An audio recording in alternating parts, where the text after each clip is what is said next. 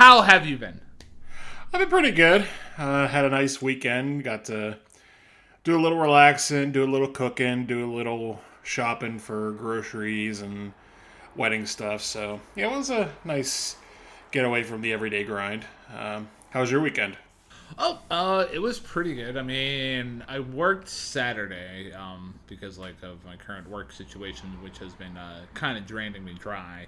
But yeah, Saturday was Saturday, and then Sunday I had off. What did I do? What did I do Sunday? I mean, my stepdad came up, and I watched the movie Send Help, so that was a fun movie. And then, well, Monday rolled around. I worked the half day on Monday because yes, we were open on Memorial Day, but yeah, all weekend though, every single morning when I would wake up, I would go to the bathroom, just start my my morning routine because that's what you do. Well, I guess other people don't shower right away, but I get up, I take care of the business that way. But honestly, when I look in the mirror, I can't believe what I see. I need you to tell me, who's that funky dude staring back at me? Well, we're about to say our names, so I'll just let you do that yourself. And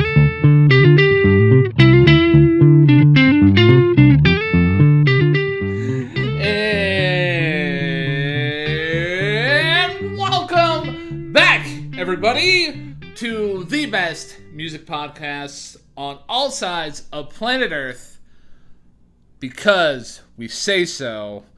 This podcast is called Hey Listen to This, and it is hosted by two dashingly good-looking men who share the same middle name. I'm the one. I'm the only. I'm the one who is most certainly gonna die on a deserted island because he never watches enough Survivor to, survive in a deserted island. Ryan James Kearns. I am the one, the only, I've seen plenty of Survivor, and I know full well I still would not survive on a desert island if given the opportunity.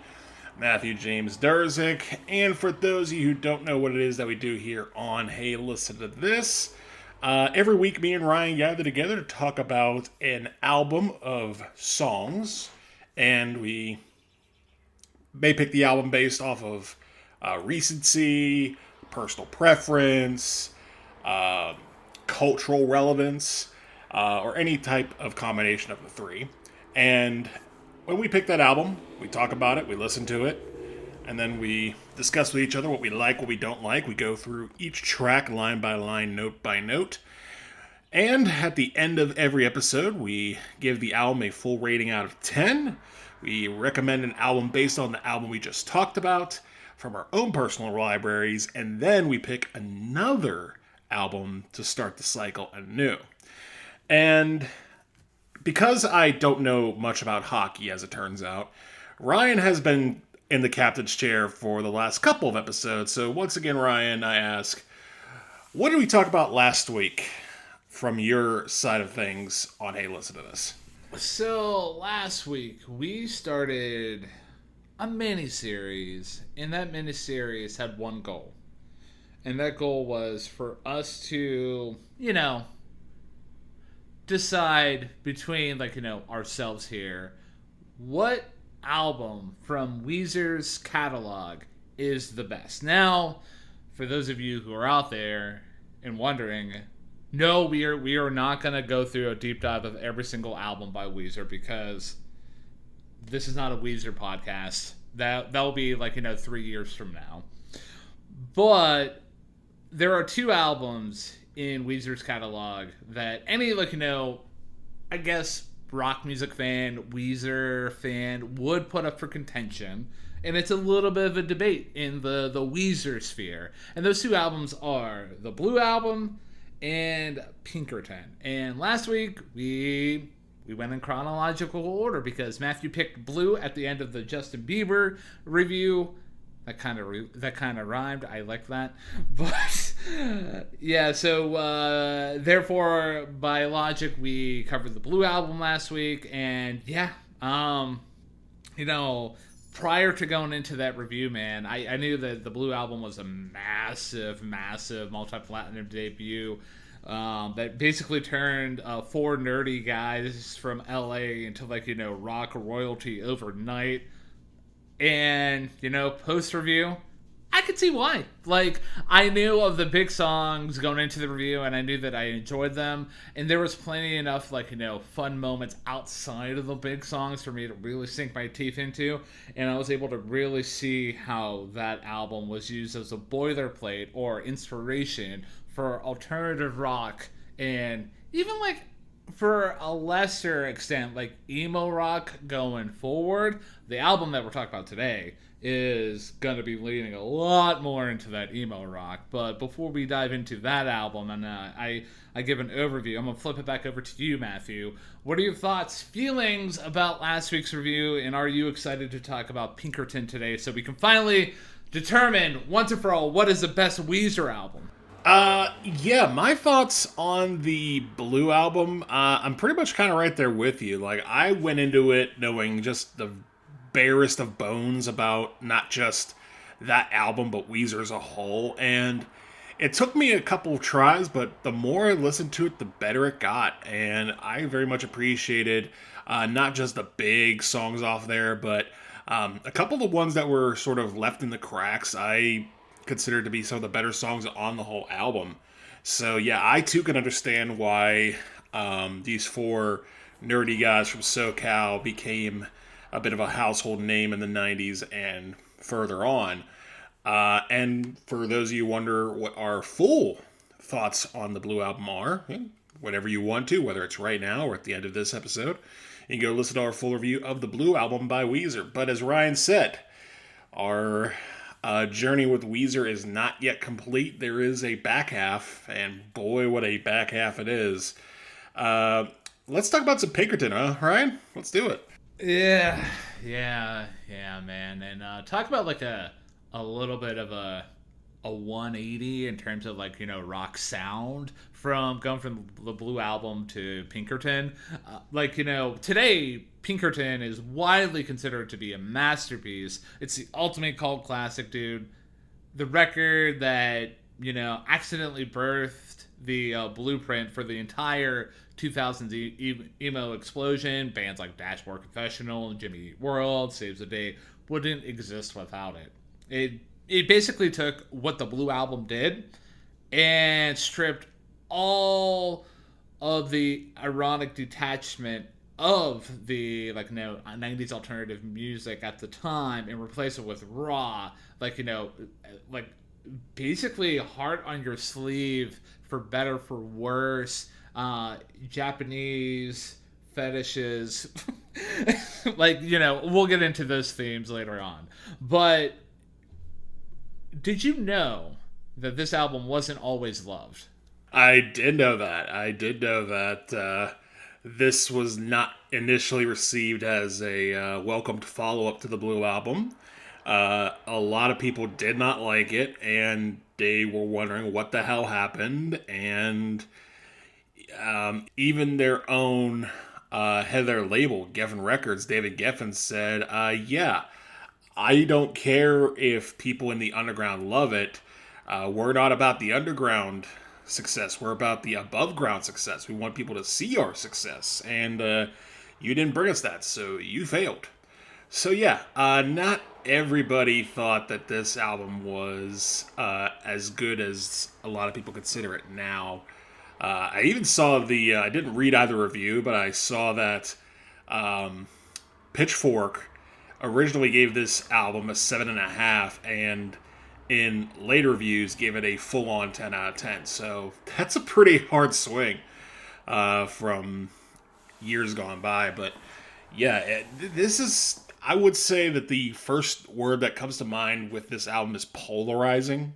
It's a very polarizing album in that you either love it or you hate it, and it's such a wild departure from its predecessor that it's caused this. But why is that the case? Well, that's what we're here to talk about. Yep, exactly, man. And Yeah, you were talking about like how like everyone basically took the initial reaction to Pinkerton and be like, "What's this?" Like, you kind of talked about like the record label being like, "Hey, like, what's this crap that you gave us?" Like, and the radio stations basically saw what they did before with singles like Buddy Holly and saw the lead single from Pinkerton being El Scorcho and being like, wait, wait, this is the same band that made Buddy Holly, the super clean Buddy Holly? Like, no, no. And they got actually ghosted on MTV and everything tanked commercially. And like Rolling Stone, the magazine, the readers literally voted this the third worst album of the year. More on that later in terms of like, post review here. But yeah, so, diving into a little bit more nuts and bolts about the background of this album before we kick it into the opening track, Tired of Sex.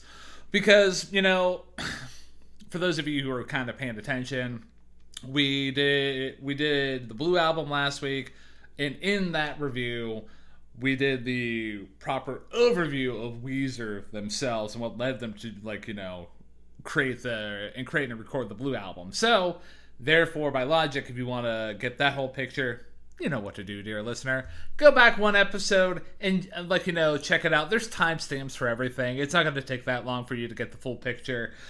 But for those of you who kind of just want what happened after the Blue Album, what led the band to create Pinkerton, that's what this part of this review is going to be about. So, after the massive success of the Blue Album, Rivers began obsessively listening to a 1904 opera, Madame Butterfly. I might be mispronouncing that.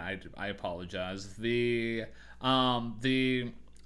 tragedy and the emotional depth of that opera inspired him to move past standard rock, formulas. So, Rivers actually had a idea from this point of inspiration. He was gonna write a sci-fi opera called Songs from the Black Hole, and he was utilizing an 8-track recorder in Connecticut during 1995 to track his disillusionment with rock stardom because, like I said, the Blue Album blew the fuck up, and as a result, Rivers was just like, I don't want to have any part of that.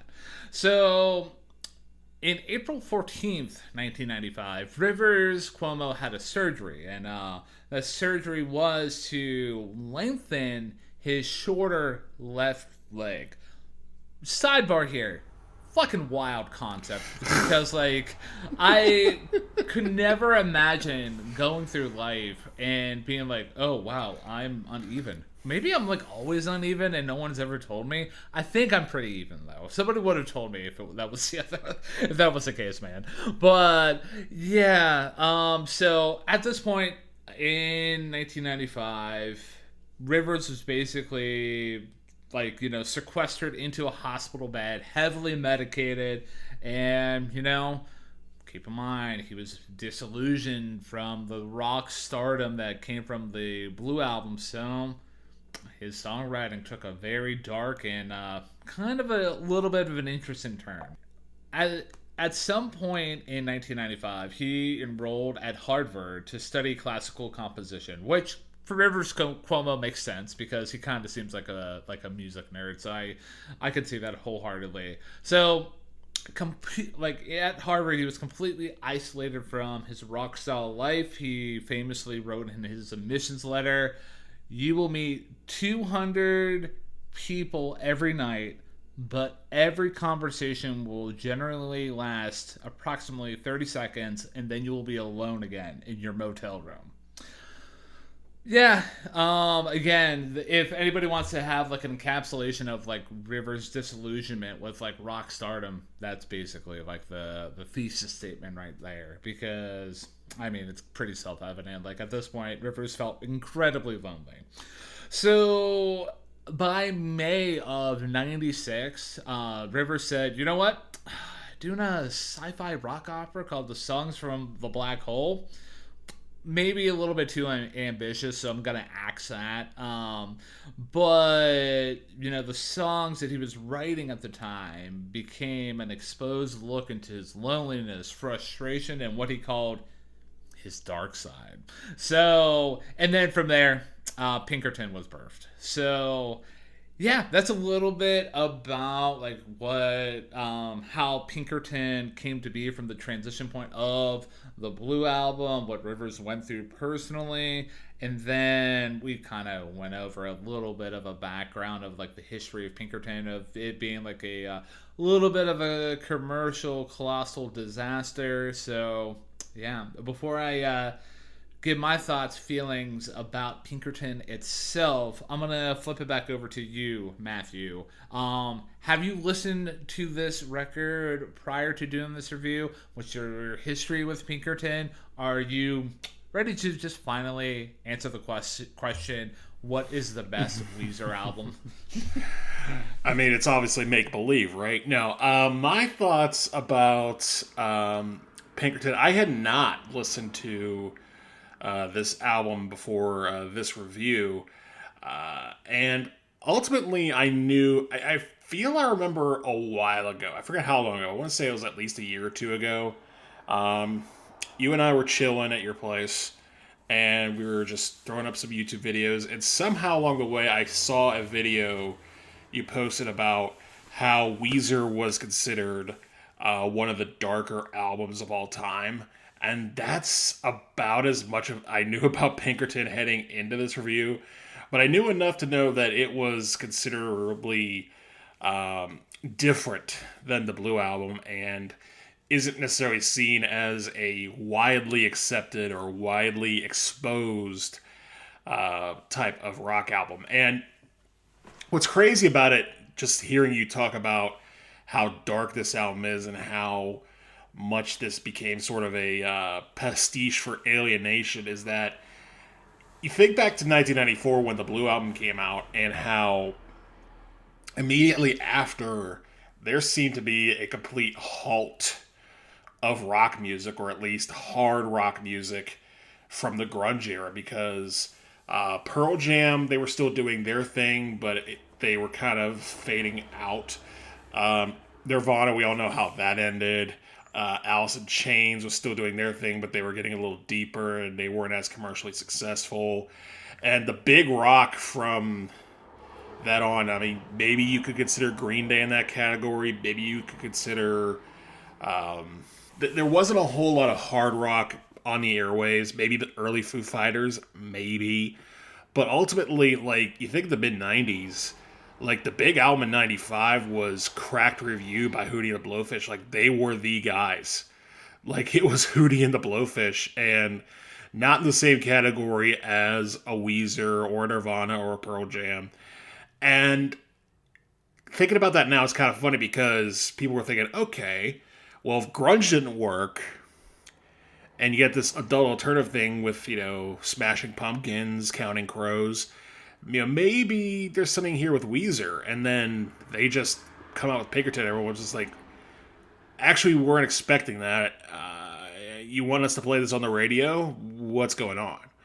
So, yeah, it's a very dark term, but again, I had not heard it before this review, so I throw it right back to you. What was your experience with Pinkerton before before this discussion we're having here? All right, so I'm gonna fill in a little bit of the background of what was going on around this time in rock history, because like I'm currently reading a book called Sell Out, which talks about like the major label push to get rock acts on the radio. Well, Green Day, 94, Dookie, they were essentially becoming the biggest band on the planet. So I would maybe push back a little bit, saying Green Day was probably the hot shit at the time. But, I mean, in 95, they released their follow-up, Insomniac, which, it's an interesting follow-up to Dookie. Definitely doesn't have, the poppiness of, Basket Case and When I Come Around. But that's Green Day. This is not the Green Day episode. This is the Weezer episode. So, yeah, with Pinkerton...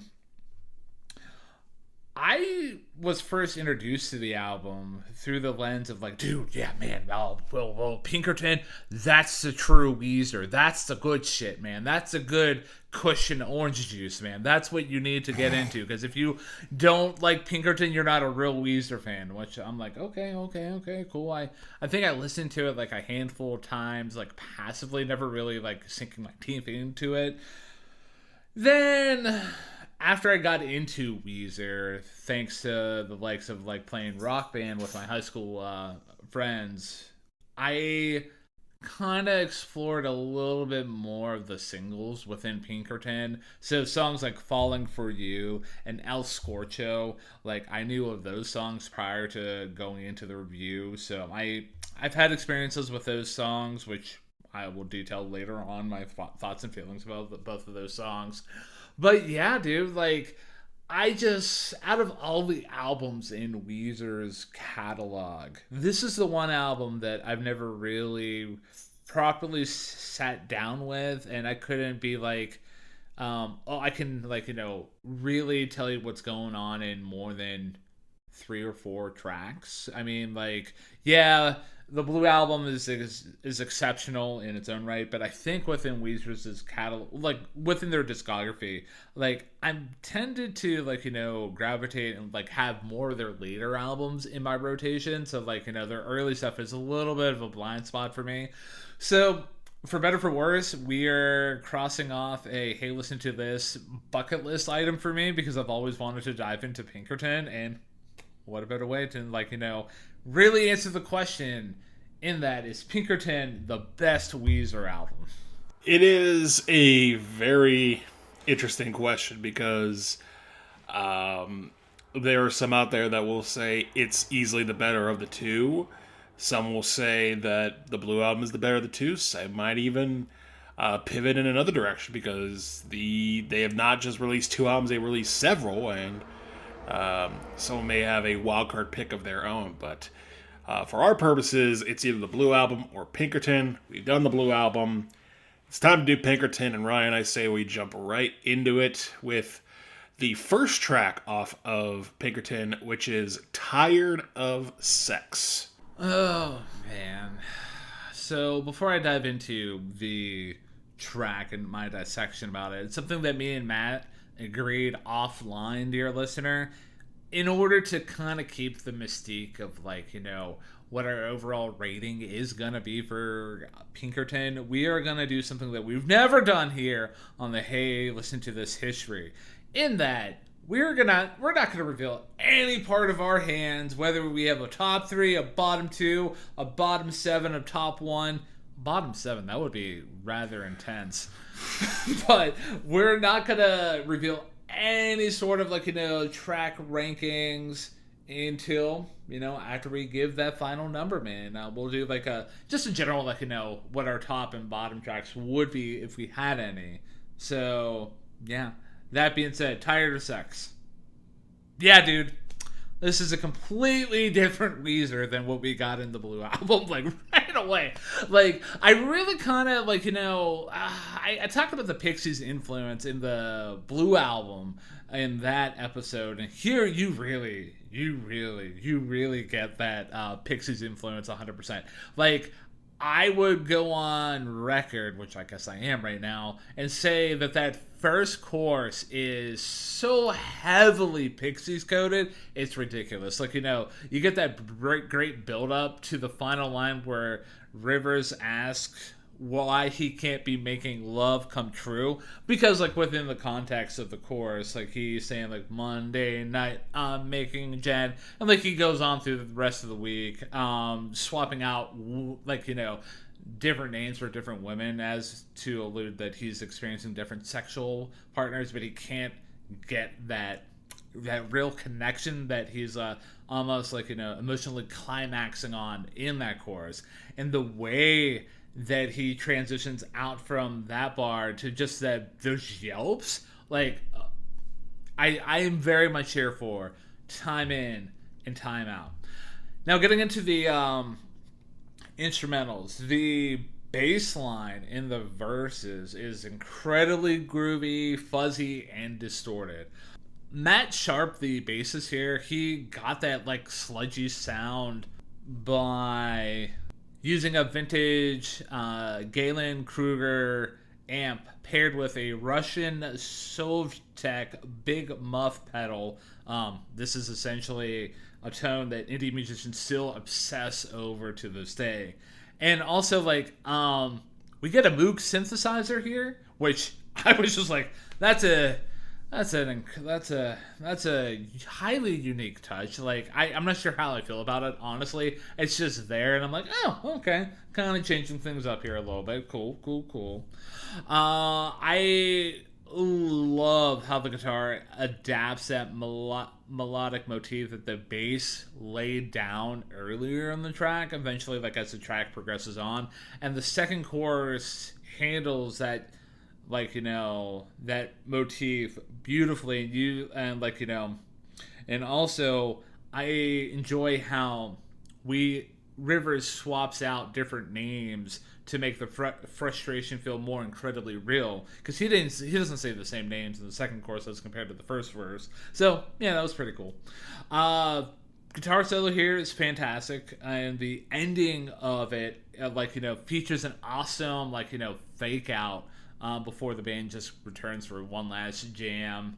And lyrics as a whole are pretty bare bones, but they execute the theme of, being tired of sex, like, for better for worse, man. And also, fun fact, Rivers actually stayed celibate for 2 years while at Harvard to deal with this specific disillusionment. So, yeah, that's my thoughts about Tired of Sex. Matthew, I'm gonna flip it over to you, man. So, yeah, we talk about comparing Pinkerton to the Blue Album. Well, one thing they have in common is that the opener is not what you expect. Because My Name is Jonas was not what you expect from a typical rock band of that era, and Tired of Sex is not what you expect from Weezer, based off of My Name is Jonas. And one of the biggest, I would even say the biggest difference between Pinkerton and the Blue Album is the production and the producers. With the Blue Album, you had Rick Ocasek of the Cars. Here, the band produced themselves. So they decided, no, we're going to produce ourselves. We're going to be responsible for our own sound. And the one they chose was pretty harsh, pretty gnarly, and pretty enjoyable, at least on this track. Because the mixing is nowhere near as polished. You talk about the bass being way out front. The drums and guitar are way out front. And by design, it feels like Rivers Cuomo's voice is getting a bit lost in the mix. Like, with the Blue Album, felt like it was a bit more out front. Like, the vocals are traditionally more out front for a band with vocals. Here, no. Like, this could have easily been recorded on a 4-track, and it wouldn't surprise me if it was. But I like it because it's a much rawer, much more unpolished, very honest sound to the band, and I don't think they'd sound bad. Again, the bass sounds great, the drums sound fierce, the guitar sounds all over the place, especially in the first few seconds where you just get that loud feedback before anything actually happens. It's just insane. Lyrics, you mentioned, they basically talk about how Rivers Cuomo is tired of sex, and pretty much I agree with you, but I also am willing to pull out the theory that he might be using sex as a singular example of being bored or upset or fearful of the rock star lifestyle, because you mentioned that, everyone was just sort of putting him in the spotlight after the Blue Album, and he was just like, no, I don't want this. And, what is the more accurate depiction of being a rock star than getting laid every night? And I love how the lyrics read like a depressed version of Mambo number 5. Like, it's basically, Monday it's this girl, Tuesday it's this girl, Wednesday it's this girl. I hate this. I don't want to be any part of it. I'm tired of this. And I agree with you, man. It's just a very strong way to start the album, and a very abrupt way to start the album, and the closing outro that has that sharp conclusion after it comes back for a few bars. There's no final chord. There's no hey. There's no drum roll. It's just they're done. They're not going to polish this for you. This is how they sound. They're done. So yeah, Tired of Sex is one hell of an opening to Pinkerton. Yeah, yeah, man. And I think I would agree with you as well with your lyrical analysis, where it's more of Rivers' overall like frustration and just apathy towards the rock star lifestyle. So, and also I'm gonna forever remember you comparing this to Mambo Number 5. So that's fun, man. So for I said we just keep this gravy train rolling and talk about the second track off of Pinkerton, which is Getchoo. Bless you. So Getchoo, this track, from what I've read on Genius.com, this song is allegedly written from the perspective of Jonas. Like, Rivers Cuomo presented this as a Jonas song based off the character of My Name is Jonas. And that's all well and dandy. My personal feeling is that this is, as I mentioned last episode, I thought that The World Has Turned and Left Me Here and Only in Dreams were sequentially part of the same story. I say this is part 3. This is Jonas going from feeling left behind by this girl and then dreaming about this girl to being very vigilant, very confident, and also a little creepy in asserting that he is in fact going to get this girl no matter what. That being said, the lyrics do once again come across as bare bones. They're pretty vague, and they definitely teeter on angst the whole time. Because again, he's saying, I'll get you, but he's not sounding really happy about it. He's just saying like it's a foregone conclusion that this is going to happen, and, there's no joy behind that confidence. It's just conquer and destroy.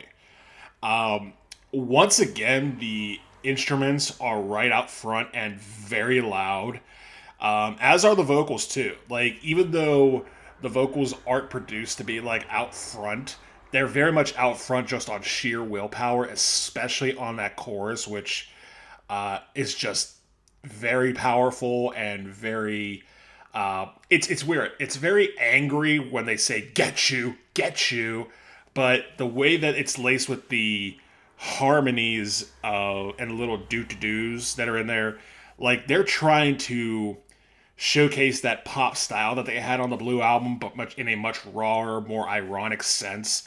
And I think it works. I think they definitely are trying to be like, yeah, we're still Weezer, right? This is what you want, right? And it's very, like, in your face and antagonistic. So it's a very effective track in that regard. So yeah, I would say Get You is a very, very strong follow-up to Tired of Sex. Maybe not quite on the same level, but definitely keeps the momentum flowing. And yeah, man, when you were talking about like the angry and like loud guitars, man, and like what's going on during the chorus, man, can we like that chorus, like when it hit me, it was just like a bolt of lightning. Like, I was just like, oh yeah, I love it so much, man. It's one of my favorite choruses off the whole albums, and honestly, there's not many lyrics to it. It's all just pure feeling, that anger, that angst that you were talking about. So it's just so good.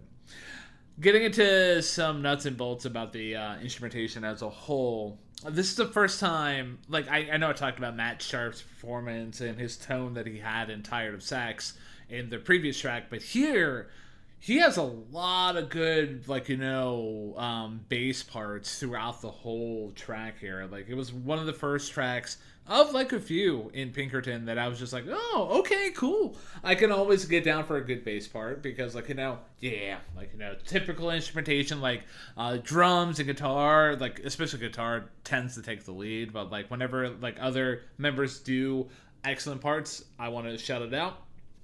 The but speaking about guitars though, like I cannot overstate enough. You've already talked about it as well.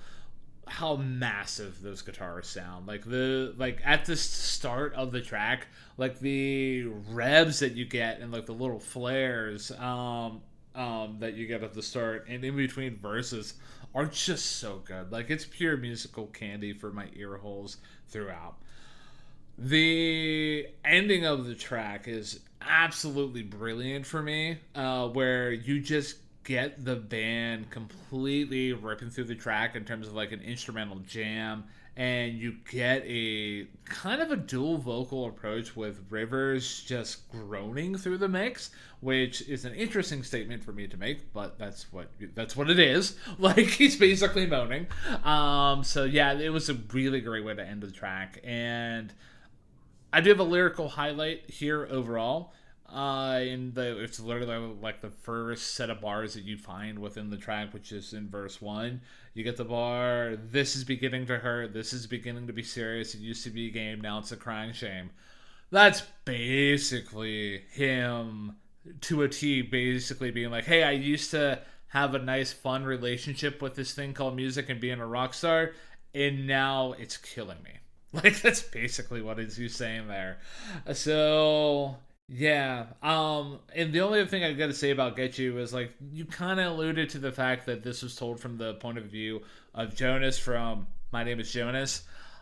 I think it's like according to my research, it was like Jonas here is the main protagonist of the abandoned rock opera Songs from the Black Hole. So, and this song here is supposed to be him professing his love to another character, which that might have been the case at first, but due to rewrites, I don't know, like, it's not a straight up lyrical through line in terms of, like, hey, I'm gonna confess my love to this significant other, because you kind of get the mixed messages of him being disillusioned from the rock stardom and also wanting to seek the significant other. So, yeah, it's a little bit of a lyrical mixed bag overall. But overall, though, I just cannot get enough of that chorus and those massive guitars, man. You know, chef's kiss here all day long. Yeah, it is. It's very powerful, and it's one of those songs that, you know, for as rough as it is, it gets stuck in your head. Like it's very very catchy for as antagonistic as it is. So I very much appreciate the sort of inversion of the format that Weezer's going for here on this. So I'm ready, if you are, Ryan, to pivot on over into the next track off Pinkerton, which is No One Other.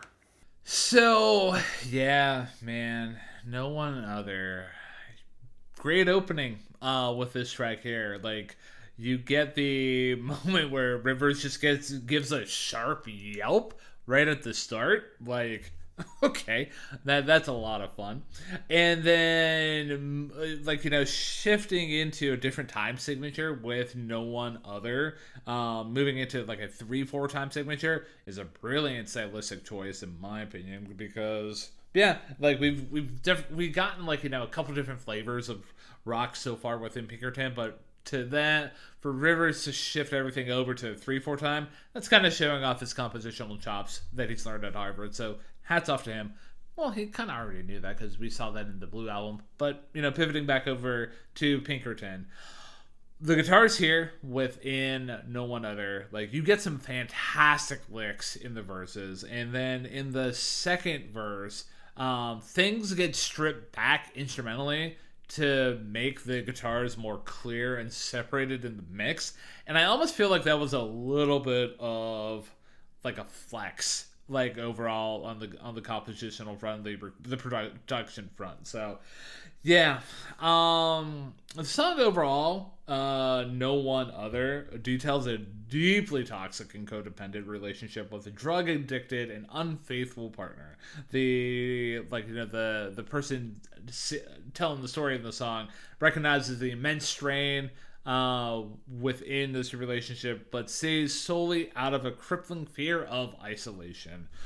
Oh man. So yeah, the lyrics though, they're pretty dark.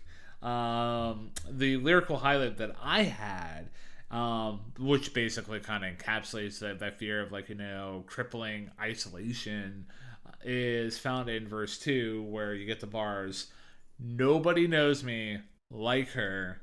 Nobody knows her like me. We're all we've got, and we don't want to be alone." And like, throughout the track, you get like different bars about how like this girl's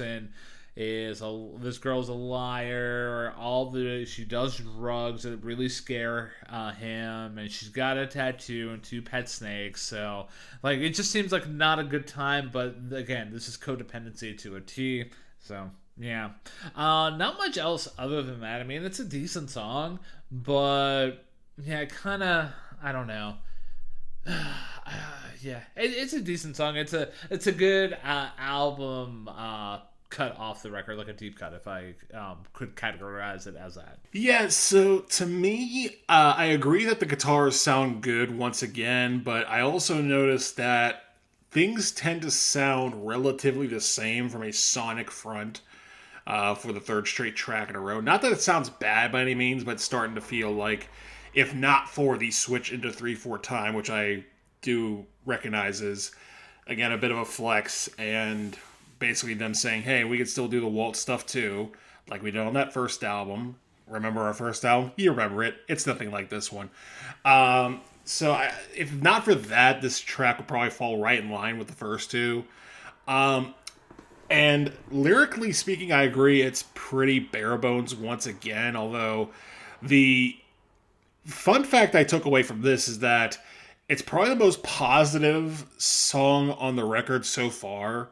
Like, this song is basically about how, almost like a flip to the part one from the last record, not the My Part One, the actual Weezer Part One that you were describing, which was track 2 from the Blue album. That sort of a flip side of that, where, he's found someone he can relate to and understand like nobody else, like no one other. But there's still those bitter ironies, like you mentioned, with my girl's a liar, but I'll stand beside her, and all the drugs she does scares me real good. She's got a tattoo and 2 pet snakes. Like, that's not something you would typically say about someone that you're willing to put on a pedestal. Not that I have anything wrong with that. It's just, it's again, Weezer going for the this is not what you expected move with their lyrics on this song. But yeah, ultimately, no one other. Solid track, keeps up the sonic momentum, but doesn't really push anything forward from a progression standpoint. Yeah, I think at this point within the review, we're definitely getting that influence from the Pixies, specifically like Surfer Rosa, like to a T. For those of you who want to hear our full thoughts and feelings about Surfer Rosa, we did a review on that. So like, I kind of just made that connection there, because I was just like, yeah, within Surfer Rosa, like a lot of things are basically straightforward and to a T, but somehow we talked about it for an hour and a half, but I digress. But yeah, oh man, but yeah, for lack of a better segue, why bother?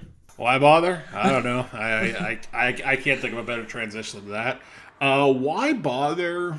We get back into 4/4 time with this song, and again, you get the guitars right out front, you get the bass and drums right out front, and the vocals not necessarily seen as the shining star. The whole band is the shining star on this track. And sonically, maybe this is me stretching a little bit, but it almost feels like an answer song or parody song of Buddy Holly. Because it feels like structurally the same as Buddy Holly, but definitely darker and definitely a lot more in your face. And less reliant on the joy that Buddy Holly had or the carefreeness. Like, well, I take that back. This is definitely carefree, but it isn't carefree in the sense of, I don't care because I'm so happy we're in love. It's more so, I don't care, and I really don't care, and I really, really, really, really don't care. Because, yeah, this is just more from the sardonic, frustrated mind of Rivers Cuomo the not ready to be a rock star. And thematically, when you look at the lyrics, they read like sort of a middle point between the sexual frustration of tired of sex and the pursuance factor of Getchoo. Like, again, he's definitely thinking, okay, I can have any girl I want, and you could be that girl for me, but I know you're not going to be, because you're going to break my heart. This has happened before, whatever. I'm not mad. I'm really not mad. I don't care. I really don't care. Look at how much I really don't care, because I care about how much you can tell I don't care. He's very not mad on this song, is essentially what I'm getting at. And it sounds good too. Like, again, the band is consistent. The guitars are harsh, but fit in the right places. The band is once again, it sounds like Buddy Holly, but like it's dark evil twin. And I liked Buddy Holly. I liked Buddy Holly for what it was. This is very much the antithetical nature where, again, if he's not caring about what you say on Buddy Holly, here he's not caring about anything whatsoever, including possibly himself. So, yeah. Why bother? Very interesting track, but solid too. I liked it. I liked your comparison and kind of like saying this is like an answer track to Buddy Holly, because I never thought of it that way. And like I could definitely see like what you were going for there. But my opinions about the track, like the instrumentation's fun. Like once again we're getting the bassist Matt Sharp doing a lot of fun stuff here. Like, there's an interesting trill starting everything off. And then also Mr. Sharp is doing a lot of fun parts during the verses. So, hats off to him. Like he's absolutely ripping into the tracks here. The chorus is fun within Why Bother, but I do have a nitpick. And the nitpick is Rivers gets pitchy during a part in it. And I know. It's of the spirit of the song. He's bleeding onto the page. He's bleeding into the microphone in terms of like emotional, like soul bearing. It still doesn't land well on my ears. Like, there I can listen to, distorted, like, dissonant vocals all day long. But yeah, it just, I don't know. It didn't sit well with me. The guitar solo itself was a bit lackluster, I found. It's almost like Rivers didn't bother. But I do want to give my hats off to the instrumentals that were composed overall within the solo, and you get a rising sensation towards the end of the solo, so that was quite nice. The outro was written well with, again, you get the dual vocals coming back in, very much like, inspiring, like, bands like Taking Back Sunday and, like, for better for worse, Blink-182 in terms of, like, their songwriting approach. But, again, Rivers is getting pitchy, and, I'm just going to call it out. Like, it kind of sinks the track's value for me overall. Lyrically, the track was pretty solid. Rivers really does do a good job capturing that depressive state very well. And my lyrical highlight within Why Bother is found in verse 3, where he's singing, "Won't you knock me on my head, crack it open, let me out of here." And yeah, I just enjoyed that sonic writing there, expressing a depressive state and the desire to escape. So yeah, the track overall, though, it's about how Rivers wants a girlfriend, but at the same time he's afraid because he knows it will end with a breakup and ultimately a return to sadness. So, yeah, why bother? Why bother getting in love, man? It's just going to end in heartache. It's funny that you talk about Rivers' pitchiness on this track, because as we've come across several times before, and maybe it's just a you versus me thing, I didn't pick up on it. But that being said, I don't disagree with you, and I will give credit where credit's due with Rivers Cuomo, if there was an environment to be pitchy in, he found it. Like, because realistically, like you said, someone could dismiss that as, oh, he's just singing from the heart. He's just singing as raw as he can, which, that's all well and good. But at the end of the day, you still got to be somewhat in the focus where you're just not like going all over the place and basically pretending it's Dead Man Cigarette territory where it's just like, hey, we're going to have no instrumental backing. We're going to not care what it sounds like. It's just going to sound like a giant outtake. And realistically, there is that line where you could go and be like, okay, we can make this sound as sloppy and as raw as possible for the sake of rawness, or we could try to make it sound at least a little musical. And if you find yourself in that dead zone where you're kind of half in, half out, it's going to come across. So I didn't catch it, but I very much respect you catching it because, again, the reality is that no matter how soulful or raw or crazy something might be, if it sounds like ass, it sounds like ass. I can agree with that sentiment. If it sounds like ass, it sounds like ass.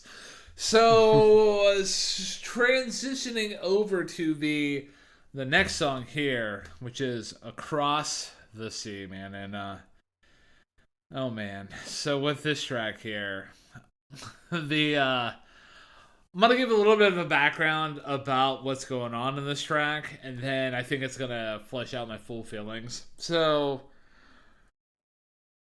Rivers wrote Across the Sea after receiving a fan letter from Japan. A young girl wrote him, asking him several questions about his everyday life during the depressing winter he spent at Harvard in '95. And some of these questions actually appear in the song as the opening lyrics show. And yeah, so setting the scene with that, I'm going to give a little bit more of a background about the letter itself and who might have wrote it, but going into the song as a whole package. So right away, I was kind of like, oh, okay, we have a piano here. We're changing things up. I like that, man. I'm always a fan of change. So yeah, and how the winds accompanying the piano at the start of the track was a fun choice. And I enjoyed how the piano was matching Rivers' vocals note for note at the start. I'm always a fan of that. It's always a good time for me. The guitars and the drums are sounding pretty good within Across the Sea. Very much like, still like what I would like to consider to be like home base for the album. The chorus is structured pretty well, and I did enjoy the switch up to instrumental trills about like halfway through the chorus. But I'm gonna call a spade here. So I kind of alluded to the fact that I was gonna get into a little bit of a background about who this young fan was. So on record, Rivers has said this about like this relationship that he had with this girl, and it's not like a sexual relationship. It was just like, hey, you wrote me a letter, and you're a fan, and this is my reaction to it. When I got the letter, I fell in love with her. It was such a great letter. It's very lonely at the time, but at the same time, I was very depressed that I would never meet her, even if I didn't see her. She was probably some 14-year-old girl who didn't speak English. So, yeah, that's where we're going to start to get into some of the problematic lyrics and songs within Pinkerton. Because, yeah, I mean, to his credit, he does try to, disguise it a little bit, because you get the opening bars, you are an 18-year-old girl who lives in the small city of Japan. But yeah, you also get bars like even outside about like him trying to fool the listener into like this is an 18-year-old girl, which she could have been 18, but still a young fangirl. Like, still, come on, dude, be a little bit better.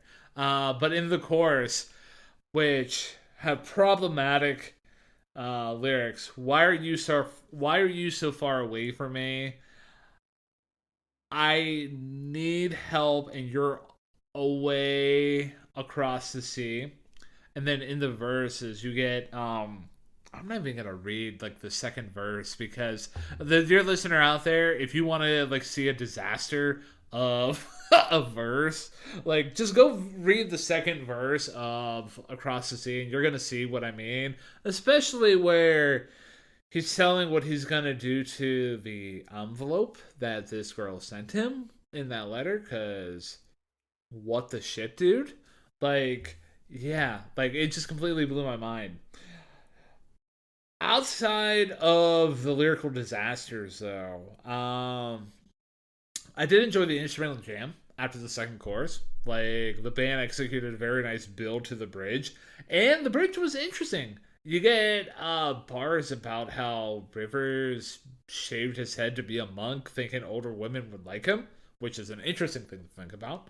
But yeah, Rivers has some pitch issues in the third verse, and in the final chorus, man, things just jam like very hard. So yeah, we've come across one of the problematic tracks within Pinkerton, and I like it's a very well known um, problematic section within Pinkerton itself. Like a lot of fans cite this. It's like, oh, you really went there, and he did, man.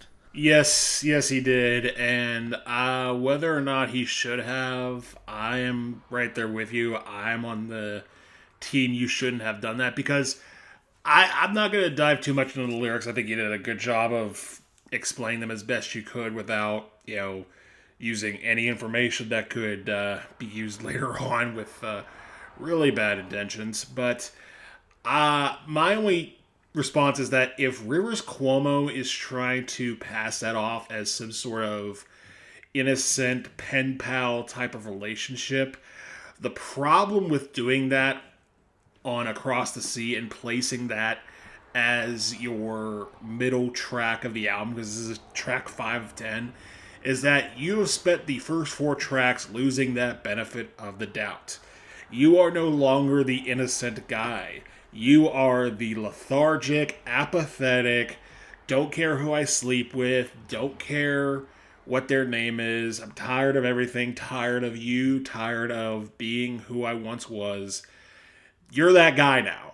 And to try to pivot back into this romantic, sort of innocent thing, I mean, there is a way you could do that. This isn't that. So, yeah, he does not gain any sort of respect as far as being the good guy in the story. And maybe he's not. Maybe he's trying to just tell you a story and not try to paint himself as the good guy. But the way the music comes off a little softer and he comes off a little more forlorn, I think he's trying to play the romantic lead in the story, which okay, sure, yeah. Musically, though, I will say this track is pretty good. That guitar solo is very nice for as angry as it is, and this is one of the first tracks on the album that we talked a lot on the Blue Album about how this band does very well playing with dynamics. This was the first track that really kind of did that, or at least attempted to do that on purpose.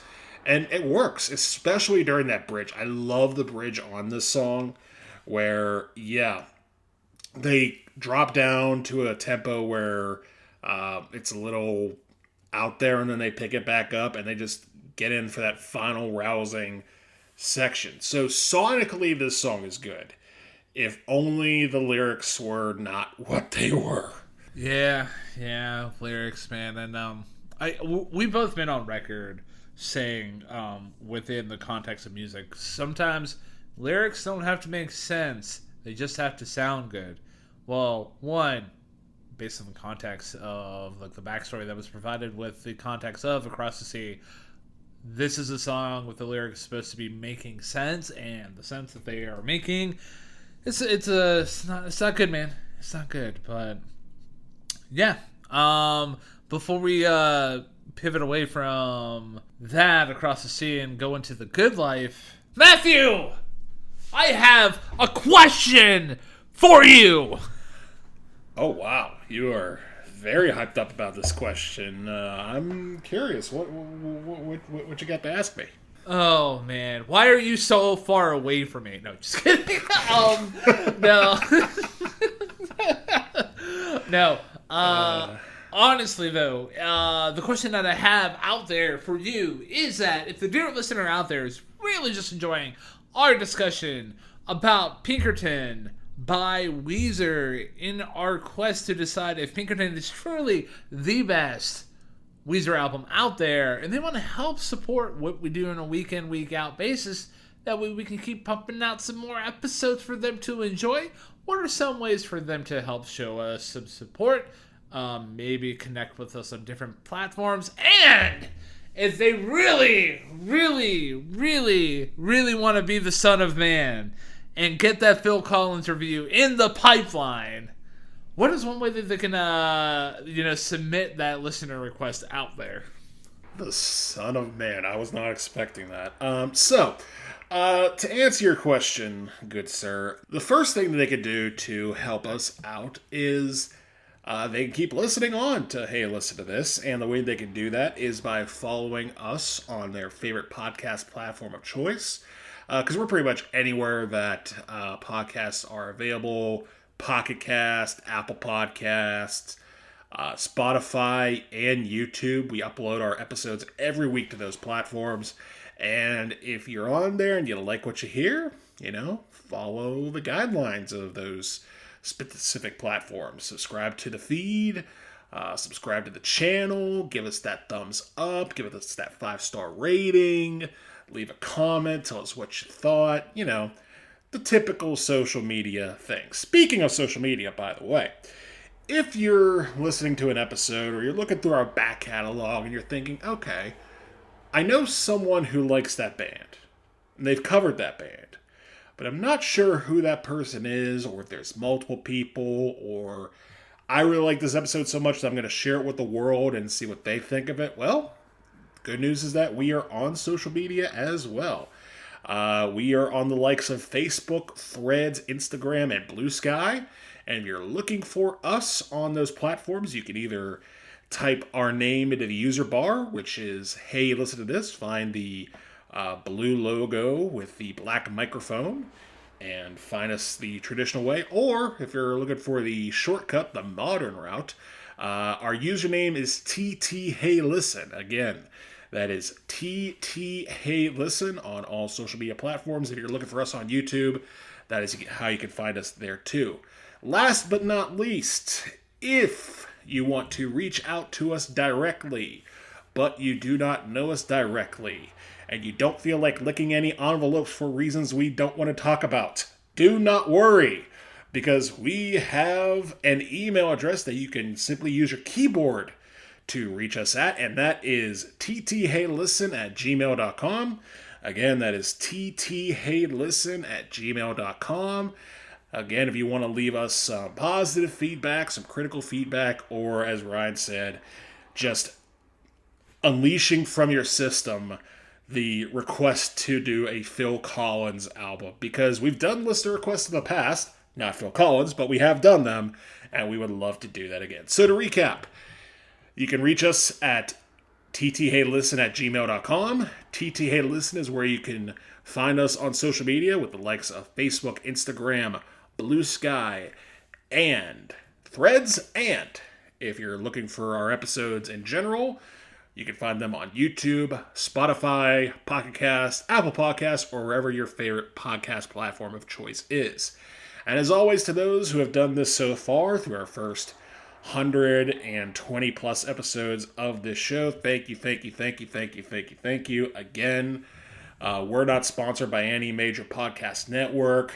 We're not selling you any type of paper towels. We're not selling you any type of macaroni and cheese. We're just two dudes who love to talk about music. And from one dude to another, Ryan, as always, thank you as always for being just a great co-host and a great friend in life, man. It's been interesting talking about Weezer these last couple weeks, but we've been through a lot. We've been through jazz, we've been through modern pop, we've been through Bjork. We've just been through a lot, and you've been there every step of the way with me, and I thank you for being a great co-host. The compliment goes right back to you, man. As much as I jab and actually romanticize about different tracks that we've covered in the past, you maybe got my little dig right there. It's been an absolute pleasure diving into records with you week in and week out. It's made me a better music fan, better music critic, and it's helped take our friendship to a new level, man. So it's been an absolute blast where we've covered Taylor Swift twice, Bjork, Toledo, and Metallica and Nirvana. Oh, we've basically kind of run the gamut here. There's some gamuts that we haven't run, but we'll cross those bridges when we get to them. But for the purposes of progressing into the back half of Pinkerton by Weezer, Matthew, the floor is yours with the next track, which is entitled The Good Life. The Good Life. And you want to talk about a bass track on a rock song. Dude, the bass from Matt Sharp on this track is just it's growling is the word I use. It is growling out front. And honestly, the drums are right there with it. Like, this is very much a drum and bass type of track in the rock world, and I'm all for it, man. Like, it sounds really, really funky, and it sounds really, really good. And despite all that, this still maintains a relative darkness that we've been seeing throughout the album. We get back into the rock mode that we've been seeing on the likes of Why Bother and Tired of Sex. Getting away from the symphonic nature of Across the Sea and getting away from a few other things, but we won't talk about those. And what makes this song interesting is that Rivers' vocal on this track, and really it's been throughout the entire album, but track is where I noticed it for sure, is that it maintains that quirkiness, that sort of ironic nerdiness in this very dark environment that he's in. Like, he's still willing to put himself out there as this sort of weird guy, this nerdy guy, this basket case, this guy who's not like the rest of them. Like, it's a really, really interesting performance, and I very much thought it was a good one at that. Otherwise, though, subject matter-wise, it feels like we're once again back in that territory of, hey, I hate the rock star life, I just want to get back to being me type of thing. Which, fine, well and dandy. And then you get to the bridge, which, once again, this is the one thing that does carry over from Across the Sea, where they're experimenting with bridges and how they sound. And it definitely does a lot of twisting and turning on a sonic level. Like, the keys go all over the place, the guitar's all over the place. Before it returns home to that main melody to close out the track. And again, I think the band sounds quite well on this track. It didn't really stand out to me as much as its predecessors, but at the same time, it feels like there was a lot of times on this track where I was thinking, okay, they've done this before, but they've changed enough where it sounds fresher and slightly better now. So I gave them their flowers for that. But aside from that, The Good Life, it's a pretty good track. And for me, I enjoyed the bass wholeheartedly right there alongside you. And one comparison I kind of want to make to this track is, and I just thought about this, it kind of reminds me, at least structurally, of Paranoid by Black Sabbath, in that the instrumentation's basically doing the same line over and over and over again, like outside of the chorus, but like everything's very much in sync, locked in, ready to go. And what they're locking in, dude, it's just such a great groove. Like the guitar lick at the beginning establishes that groove, and the rest of the instrumentation just hops on the trance. So a chef's kiss throughout that whole song instrumentally. The verses are constructed pretty well. I found Rivers his delivery here to be a good vocal line because like you can really when he's singing "Screw this crap, I've had it." I ain't no Mr. Cool. Like you really feel like that's Rivers basically saying, "Hey man, I'm tired of being depressed. I'm tired of being in this hospital bed, heavily medicated. I want to get back to the good life, man."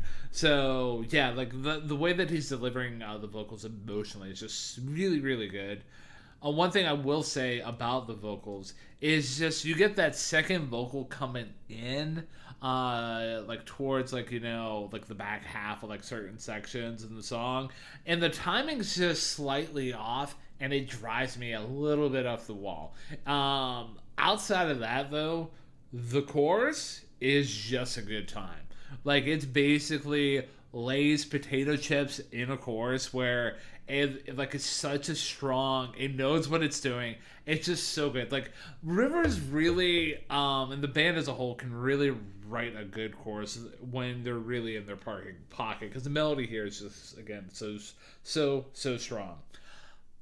Like you, I found the instrumental jam session just past the halfway point to be really good, and then how it shifts into that slower tempo, is just absolutely wild, and how that effectively acts as a bridge where the band's just building and building and building that song back up into the chorus of the song. So yeah, it's just I very much enjoy this track wholeheartedly, and I know that this is one of the bigger tracks off the record in terms of like YouTube plays, but yeah, it's just a very enjoyable track. It's a good track for me, man. Yeah, this is a track I enjoyed as well, and I'm glad you mentioned that it does have the big numbers, comparatively speaking, on YouTube, because even though I had to like look up whether this and El Scorcho were the quote-unquote singles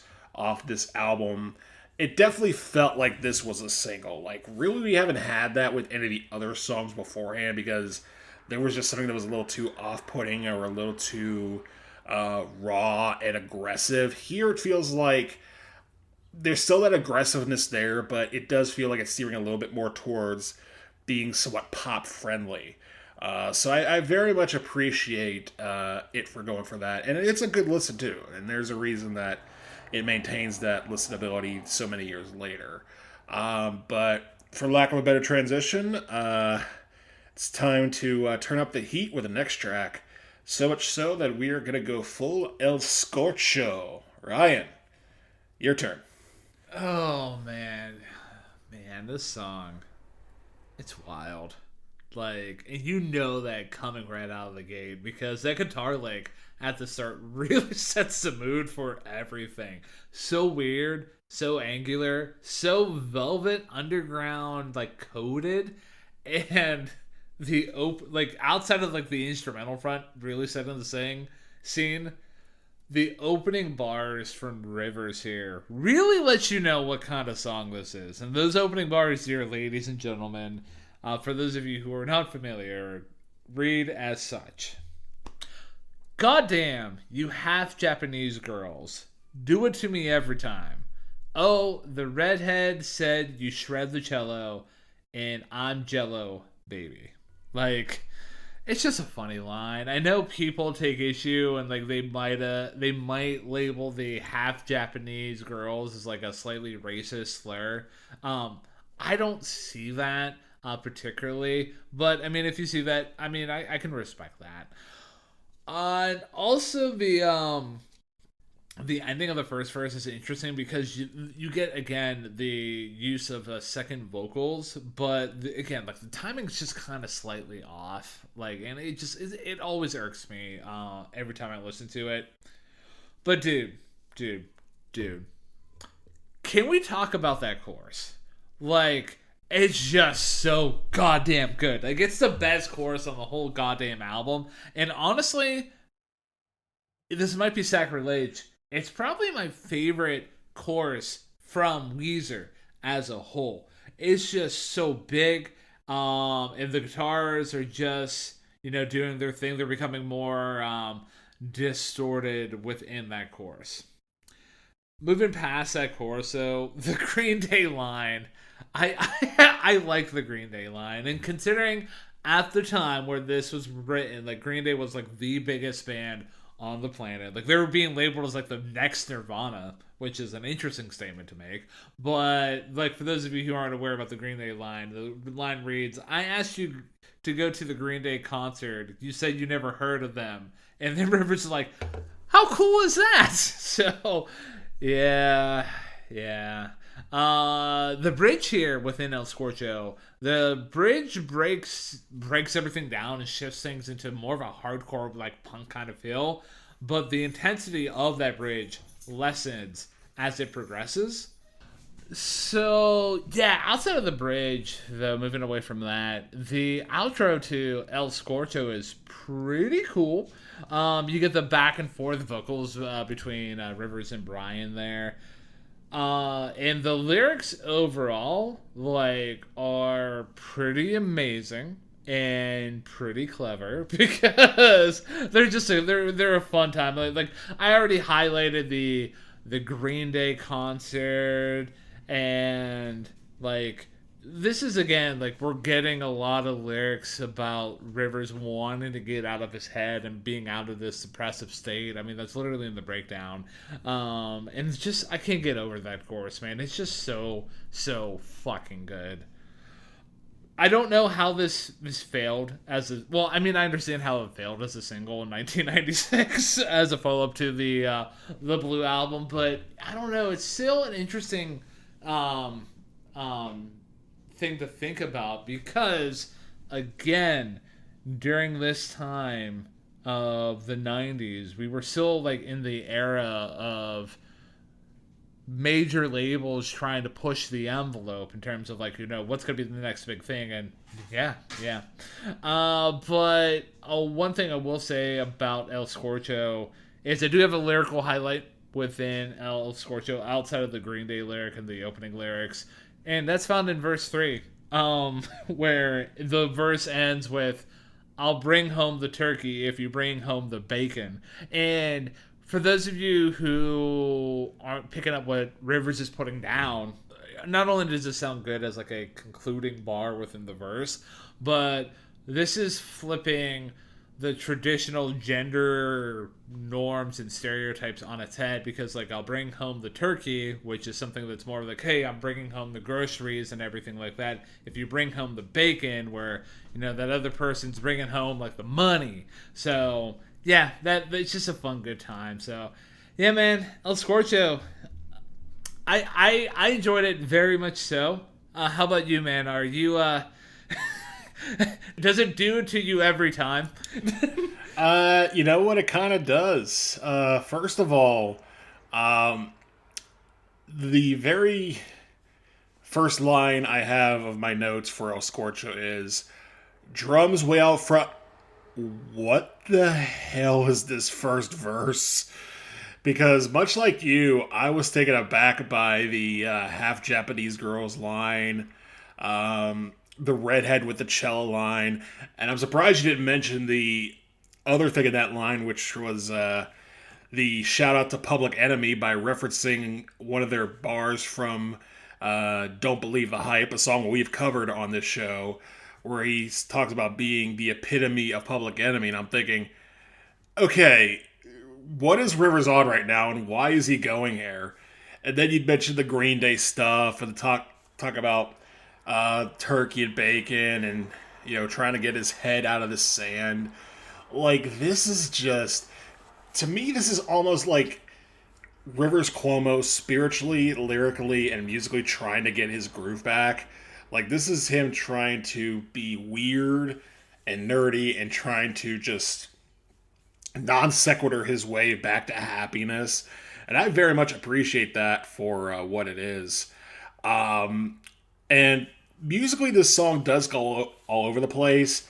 But the one consistent, I am 100% in agreement with you, that chorus is so good. Like, it almost feels like the band is like singing holding pints in their hand in the back of the bar well after closing time, just singing like, tales of a lass and Glastonbury or something like that. Like that's the kind of vibe I'm getting from a very all together now type of vibe, which I really like. But again, it's funny how the lyrics are so crazy. Like to me, this feels like the stepping stone for other weird songs with weird name drops that will become more successful and have longer lasting impacts than El Scorcho. Songs like One Week by the Bare Naked Ladies or Teenage Dirtbag by Weezer. Like, those songs were able to fly because this track ran. And I very much appreciate how in his element Rivers Cuomo is, because not only is he being weird, but he also sounds like he's having fun and like legitimate fun for the first time on this record. And I very much appreciate that. So yeah, El Scorch is a fun time, man. I like it. I'm glad you like it, man, and it's definitely yeah. I'm glad that El Scorcho was probably I think Falling for You was the first song off of Pinkerton that really sunk its teeth into me prior to doing this review, and then El Scorcho, thanks to doing it on Rock Band, fun time, man, fun time. But speaking about fun times, which is an interesting statement for me to make, considering the backstory about what the next song is. We're just gonna keep that segue in there. Pink Triangle, Matthew. The floor is yours. Thank you, good sir. So, Pink Triangle. This song starts very interestingly because it has a bit of a music box opening. Like you get glockenspiel, you get piano, you get a very twinkly opening before once again the band goes into full sonic front. And it's a nice contrast. I did appreciate that. And then you get to the lyrics of this song. First of all, I thought Pink Triangle was a bit more obvious of a euphemism than I realized it was going to be. Because I thought, oh, Pink Triangle. What's pink and also a triangle? You know what it is if you've done your homework. But as it turns out, I did not do my homework because that's not the pink triangle in question. Rather, the pink triangle that is in question here, from what I've researched from Genius, is that this used to be a symbol that designated a homosexual that was used by the Nazis of Hitler's regime. So that's fun. Love that for us. Yeah, I saw that. I was like, really? But what has since happened is that symbol has then become a source of pride for the LGBTQ community. So now they use the pink triangle as a symbol of pride as instead of a symbol of shame or destruction. So I dig that. So what does that have to do with this song? Well. Long story short, this is a story about Rivers Cuomo falling in love with a girl, thinking that maybe she's the one, then finding out, oh wait, she's not even into guys. Therefore, how could she be into me? But, and here's the real twist, Rivers admits that, hey, this woman, I've never actually talked to her. I've just sort of fantasized about her and then realized that, hey, my fantasies were a waste of time, so it wasn't going to work out, even though I put no work in the first place. It's a pretty smarmy song, honestly, and it's just... I feel like this isn't as bad as Across the Sea as far as subject matter, but it's tipping in that direction where you're just like, no matter what way you slice it, whether you're rooting for her or you're rooting for him, he just comes across like a mega douche on this song, a very smarmy, like, I expect this to go well for me, and clearly since it didn't go well for me, it's clearly not my fault. And again, he does admit that there was that element of I didn't do any work, but I don't know, man. Like the way that it comes across is just very uncomfortable. Which again, I understand this isn't supposed to be the comfortable album, but even for uncomfortableness, this is pushing it. Which is a shame because the music I think is quite good, and I think that the band sounds good. I think melodically it has some nice flourishes, but what I will say is that it feels like the psyche that was lying underneath the sheen of the Blue Album just sort of bubbling underneath and coming to the surface on a track like this. So I'm not going to go as far as saying that Pink Triangle is a bad song, but it definitely falls in the category of it sounds better when you're not paying attention. Yeah, yeah, and I think I'm right there with you, man. I personally, I'm a little like torn, specifically within the chorus, because for those of you who have never heard this song, within the chorus,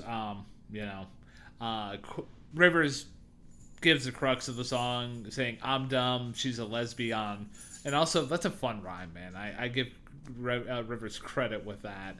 But the line within the chorus that I don't know how I feel about it is, "We were good as married in my mind, but married in my mind's no good." And that whole like possessive attitude, like I don't know, like you don't know this girl, like you have a crush on her, and like this like for Rivers is on record saying like this is actually about a girl who he had an intense crush on while he was in Harvard, but turned out she was a lesbian. So yeah, there's that. But the more problematic line, and you probably will agree with me, is found in the third verse where it reads, "Everyone's a little queer. Oh, can't she be a little straight?" Like, come on, man. And I know, the Yankee Doodle dandies out there can probably just say, "Well, Ryan, it was a different time in the mid '90s." Well, listen here, you. I was there. I was 6 years old. Maybe 5 years old whenever this album was released, but I was there. I was there when the magic was written, which. But, yeah, it's just, I don't know. It's just, in today's day and age, those lines, those bars haven't aged quite as well. But I will agree, overall with Pink Triangle, comparing it to Across the Sea, Across the Sea lyrically is an absolute disaster. Pink Triangle is just lyrically problematic, but not nearly as a disaster. And people probably can't make the excuse of like, "Oh, well, Rivers was just frustrated that he had feelings for this girl and she wasn't into people that had parts that he had." But moving outside of the lyrics, though, because I agree with you, the instruments here are pretty fun. You get the nice gentle guitar riff starting everything off, and then basically in the verses, the band's very much staying in their lanes. Like you get crunchy guitars and everything that you've heard basically throughout the album here so far.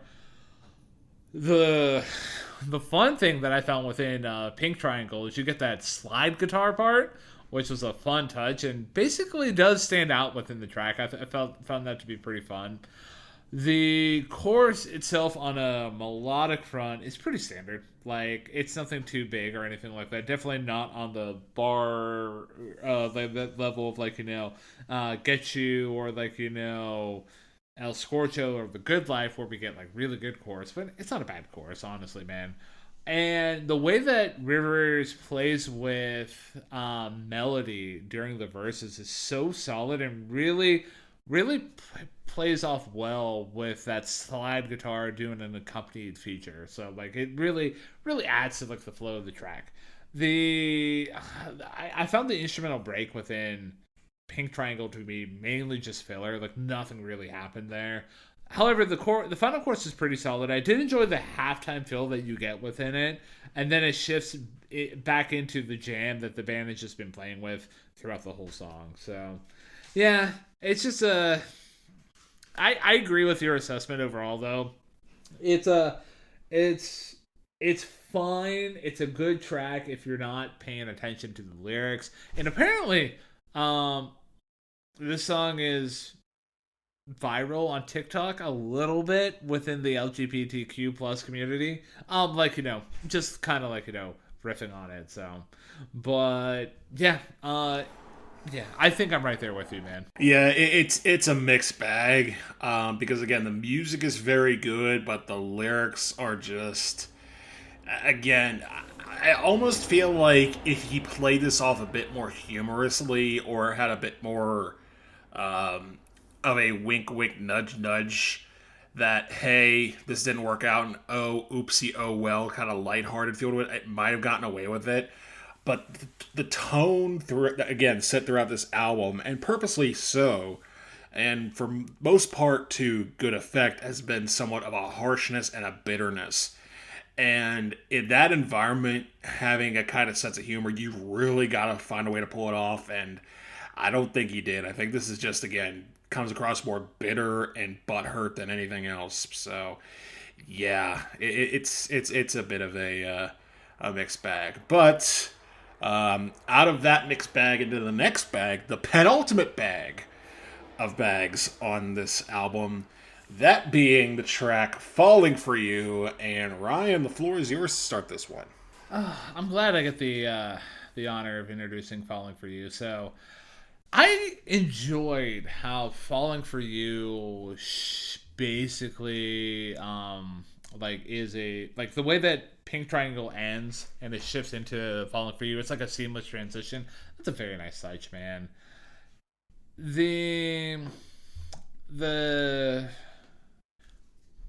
the band for the most part within Falling For You is doing their thing in the verses, and that second guitar line you hear where you get more trills within the verses it's adding a nice texture, and it's something I really do enjoy within the instrumentation.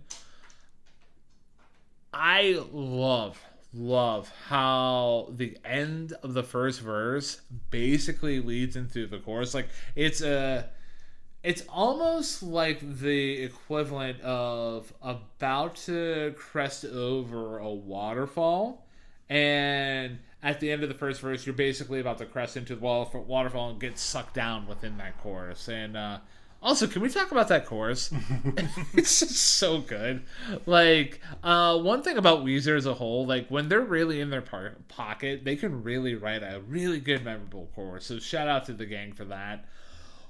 One minor detail about the chorus, right before Weezer gets into the part where saying their River says "I'm falling for you," the band kind of gives a slight dip with the instrumentation. That was a nice little detail that I noticed and I very much appreciated. The guitar solo here is pretty decent, nothing too crazy. And the lyrical highlight that I had within "Falling for You" is in verse 3. What could you possibly see in little old 3-chord me? That's just a clever bar, man. So, and the lyrics here are pretty great, and Rivers really did a great job capturing the feelings of falling in love with someone. So, yeah, it's a track that I very much enjoyed, prior to doing this review. And yeah, my feelings are still there, man. It's a solid track. I agree with you. First of all, I wholeheartedly agree that the transition between Pink Triangle and Falling For You is seamless. It's executed so well, and I very much appreciated that. And more so than Pink Triangle, and I think this is kind of teetering along the lines of either El Scorcho or The Good Life, and granted, it has a lot to do with that chorus, but once again, this feels a lot more straightforward and a lot more upbeat than its predecessor. Still much more harsher than anything you would hear or see on the Blue album, but definitely a track that is a lot more fun and a lot more happy, or considering the juxtaposition of what's to come next, this almost feels like the gruff Rivers Cuomo, bleeding out his heart, bleeding out his feelings, dusting himself off and polishing himself, fixing his hair, and being like, listen, I'm just going to come out and say that I am, in fact, having a crush on you, and hopefully this is something that can work out. And there's no real irony there. There's not as much bitterness there. This is more or less the only real irony or the only real, gruffness of this track is in the instrumentation, which definitely has that more unpolished sound that we've been getting throughout the whole album. But ultimately, this is probably the most lighthearted song on the album, maybe with the exception of El Scorcho, but it's in the contention. And I very much appreciate it too, man. Like, this track deserves to be considered one of the more overall appealable tracks to a wider audience. Yeah, and I'm glad that you enjoy it.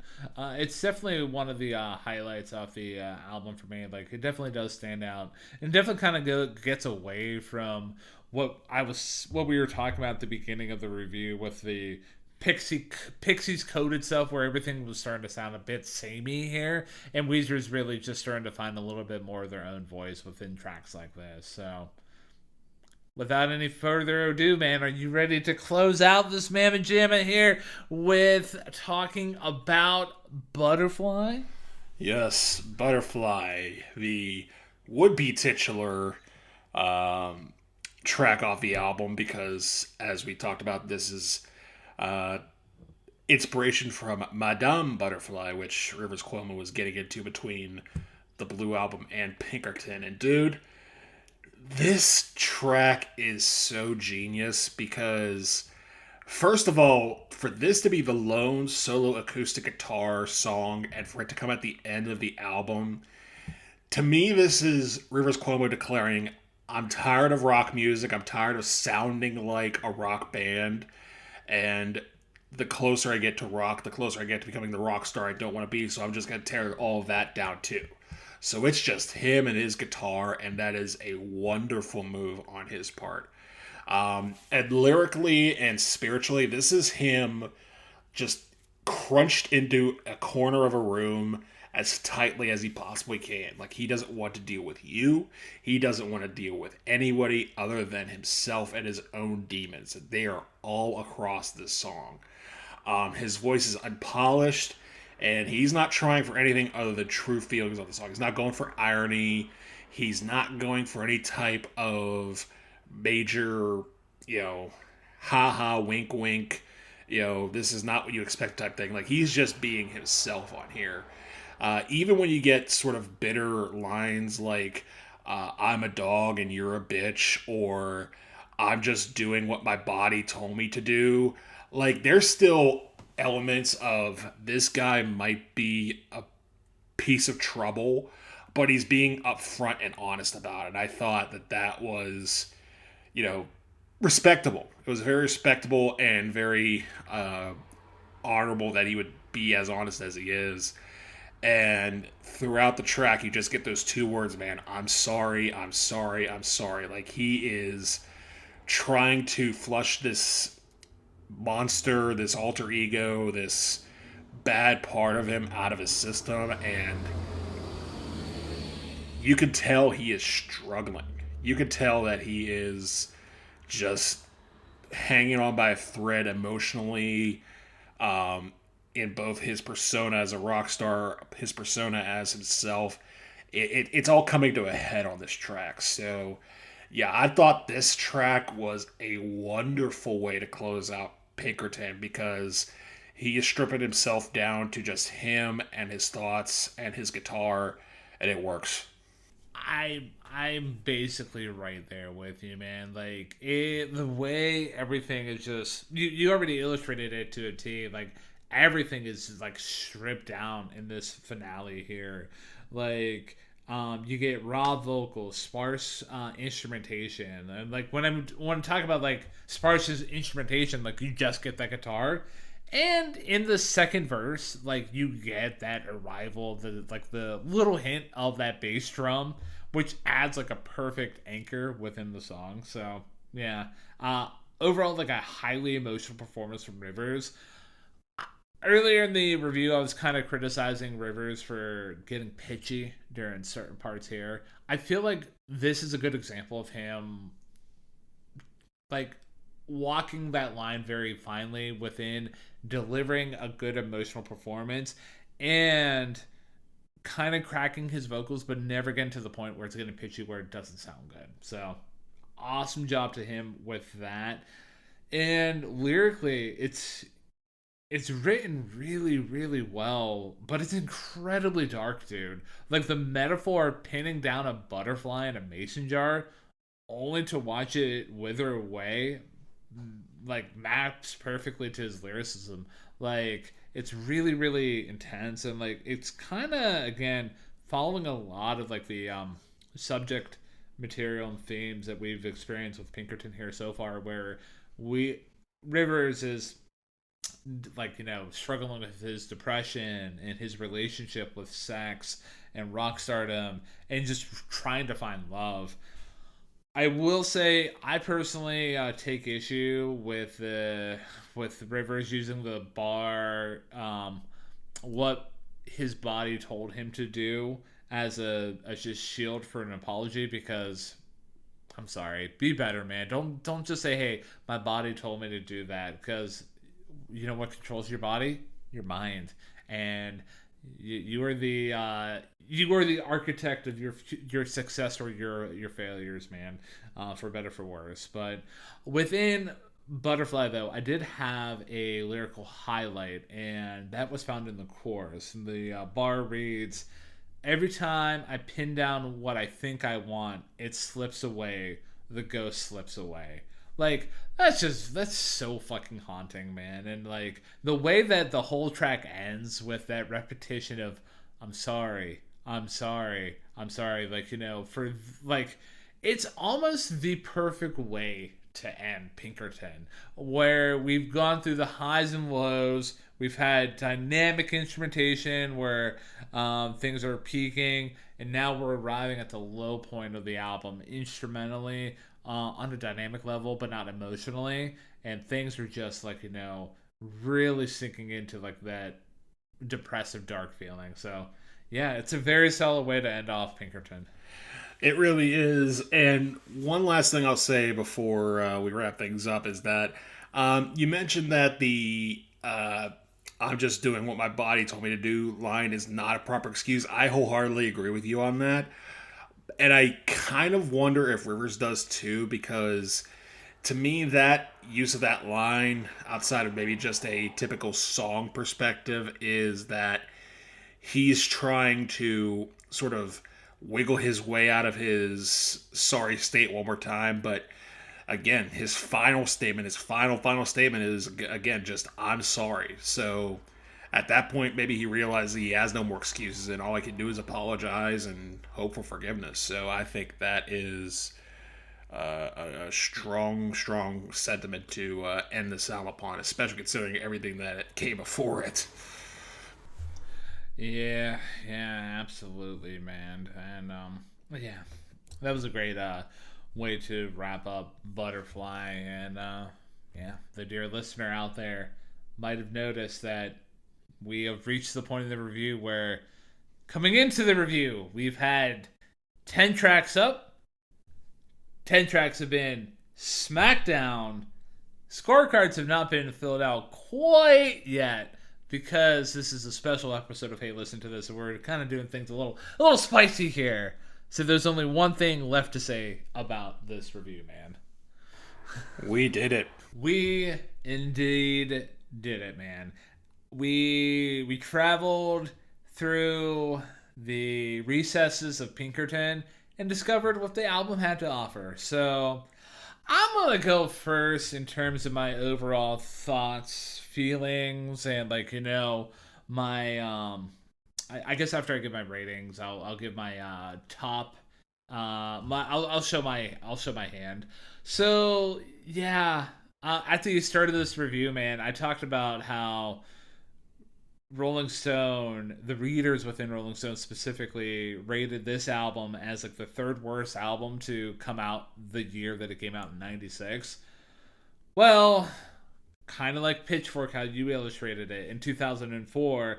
Rolling Stone itself did a complete editorial, um, like redo and faceplant, officially redoing the review for Pinkerton and upgrading it to a perfect 5 out of 5 stars. Like, it was a perfect album in their opinion. So, and in my opinion, it's an interesting album within Weezer's discography because there's not another album like this, at least to my knowledge. Again, I'm not a Weezer super fan, but there's still not an album that sounds this raw, has emotionally, complex lyrics as you find in, with, Butterfly, or even, Why Bother, or Tired of Sex.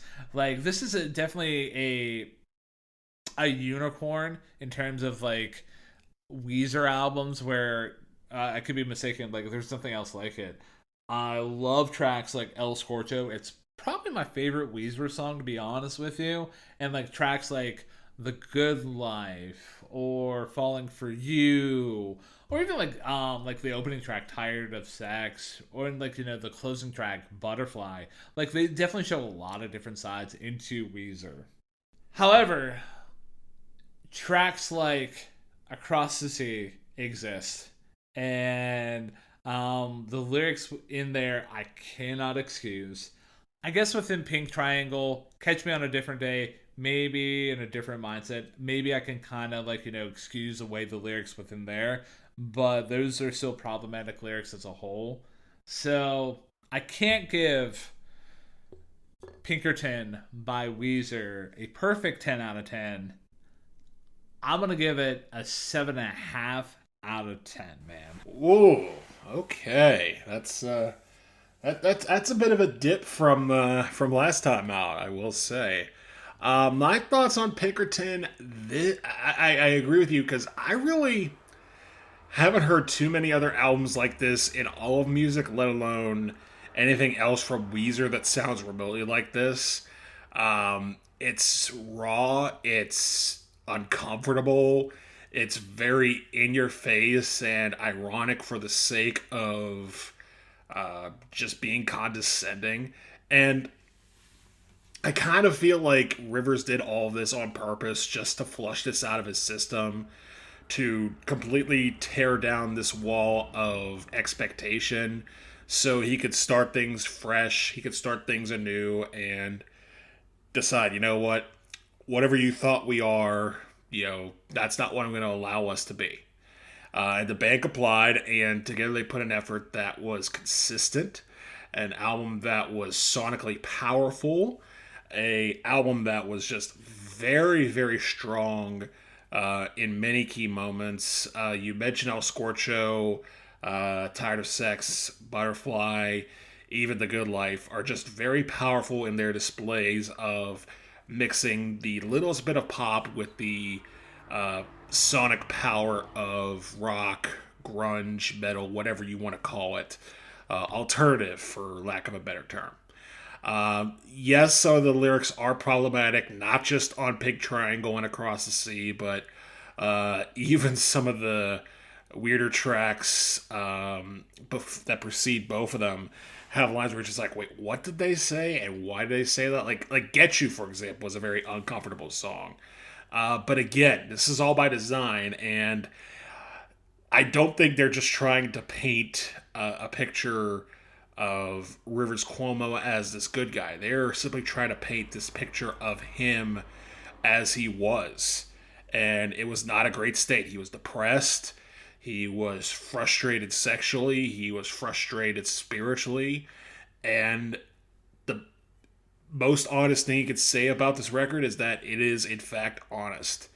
Now, I'm not going to give this as high a rating as I did the Blue Album because, while I appreciate the Blue Album a little bit more, I did so because of its cleverness, its innovation. But this album is just as innovative and pushing the button in all its other ways too. So I'm going to go a little bit higher on Pinkerton than you, and I'm going to give it an 8 out of 10.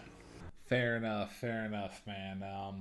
So your 8 and my 7.5 average out to be a 7.75 out of 10 because math works for everybody. So, for a reference point, for those of you who did not tune in for our previous episode of the Blue Album, I give the average rating within the Blue Album was a 9.25 out of 10. So, we figured out the answer, man. The Blue Album is the best Weezer album, at least between the two.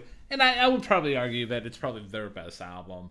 So before I kick it into my next album recommendations, revealing my full hand here within Pinkerton, I had a top 3 and a bottom 2. Top 3 are Getchoo at number 3, The Good Life at number 2, and El Scorcho at number 1. And my bottom 2 tracks were, my second least favorite track was Pink Triangle, and my least favorite track was Across the Sea. How about you, Matthew? What did your hand look like? My full hand looks somewhat similar to yours. In fact, one part of it looks exactly like yours, and that is my bottom 2 tracks. Because I also had Pink Triangle as my second least favorite and Across the Sea as my least favorite. Not just because Pink Triangle had better music, but honestly, for as problematic as Across the Sea was lyrically, the music didn't do quite enough to even elevate it to okay, but I can ignore it. It just couldn't. On the other hand, my top 3 is a little different. At number 3, I have El Scorcho. At number 2, I have Tired of Sex. And at number 1, I have Butterfly. I kind of picked that up that you really did enjoy Butterfly, and it definitely made me appreciate the closing track off of El Scorcho a little bit more. So excellent job by you by giving such an excellent overview of that track. So in terms of a next album recommendation, like I kind of hinted at within Weezer, it's kind of hard though to recommend a other album within Weezer's catalog. Because no other album sounds like this sonically and goes to this like emotionally like dark state. So I'm gonna kind of do like a little bit of a two-parter here in terms of like a next thing recommendation. In terms of the next album recommendation proper, I'm gonna recommend another Weezer album that I just found to be like a good album within their catalog that not a lot of people talk about, which is their 2016 album, the White Album. It's another return to peak form for them. Solid album for those of you who have never listened to the White Album by Weezer. Please check that out. It's a good time. And I will mention another a next track recommendation. There's a legendary unreleased track from the Pinkerton sessions that didn't drop until 2010. And it basically kind of serves as a holy grail for Weezer fans because it perfectly bridges the raw agony of Pinkerton with what was going on with the Blue Album. And that track is Tragic Girl. So to summarize, for those of you who want to see a proper pivot point, do a search for Tragic Girl by Weezer. And if you're looking for an album to check out next, check out the White Album. It's a good time. And my next album recommendation, I could have gone a few directions with this. I know you mentioned Surfer Rosa earlier on, and that would not have been a bad option. But I'm going to go with an album that I thought was my choice first time I heard the album, and ultimately is going to be my choice overall. It's kind of a basic pick, but I don't care. It's going to be an album we talked about a while ago, that being In Utero by Nirvana. Because much like Pinkerton, both albums very much a dark underbelly of what the predecessor had offered in terms of its innovation to rock music. But I have to recommend In Utero because I think Pinkerton did a more efficient job of showing a dark side compared to In Utero. Not that In Utero isn't dark. It very much is. But it felt like even in its darker moments, Nirvana was shifting towards pop and a typical pop format, whereas Weezer, I think, tried to do that, but ultimately settled more towards rawness and honesty than Nirvana did. But that is just my opinion. If you want to compare and contrast, I, again, highly recommend checking out In Utero if you liked Pinkerton. So, ladies and gentlemen, to summarize, our average rating for Pinkerton by Weezer was a 7.75 out of 10, therefore falling short of being named the best Weezer album as decreed upon by Hey Listen to This. I recommended the White Album by Weezer in terms of a next album recommendation, and as a bonus, I recommended checking out Tragic Girl by Weezer as like a holy grail kind of track, and Matthew recommends In Utero by Nirvana. So, yeah, man. We found the answer. We finally did it, man. We're done talking about Weezer, at least for a little bit. yeah, we are done talking about Weezer, but I very much appreciate this little journey we went on because, again, I came into it very much a novice on Weezer, like probably even less than novice, but I come away with a stronger appreciation of what they were in the 90s and what Rivers Cuomo was, and then decided that he wasn't. So I don't know if all Weezer fans are going to agree with us, but I would expect them to. They're Weezer fans. Yeah. And at the very least, it's kind of encouraged me to, check out more of their catalog and like the albums that I'm not as familiar with. So, yeah, dear listener out there, do you agree with our take? Let us know. Like, you can drop a comment in the Spotify episode or like, the YouTube comments down below and express your opinions. I'm kind of curious to see what the general sentiment is. But, yeah, that is that. But there's one thing we have to settle out before we officially put this review in a mason jar and put it into bed. Oh, jeez. Matthew, it is finally your turn.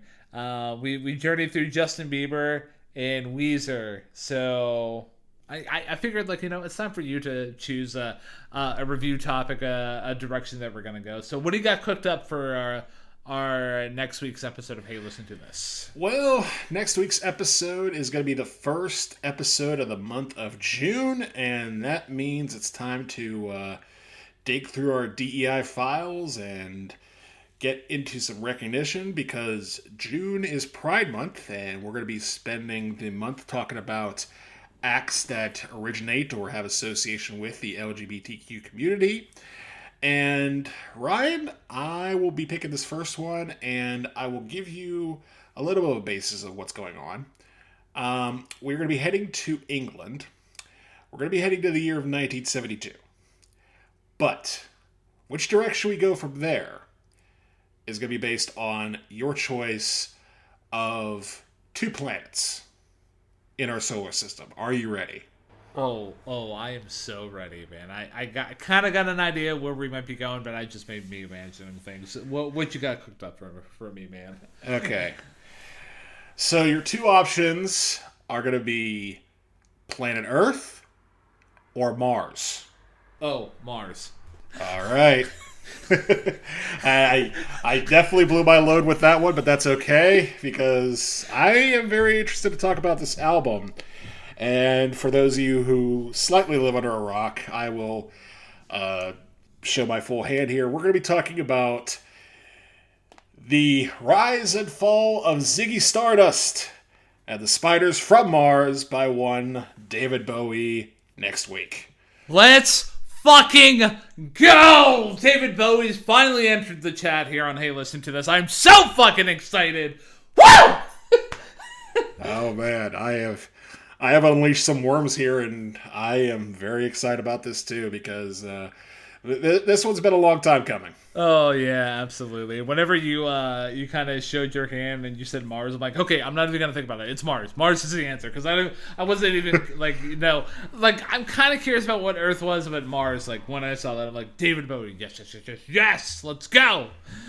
Oh, all right, so David Bowie it is. Ziggy Stardust is going to enter the conversation next week for our first Pride Month episode of 2026. So, any final words about Pinkerton before we close the doors?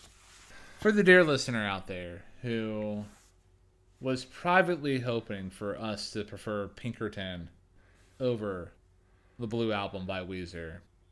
We just have one message here for you from us on Hey Listen to This. And that message is, we're sorry.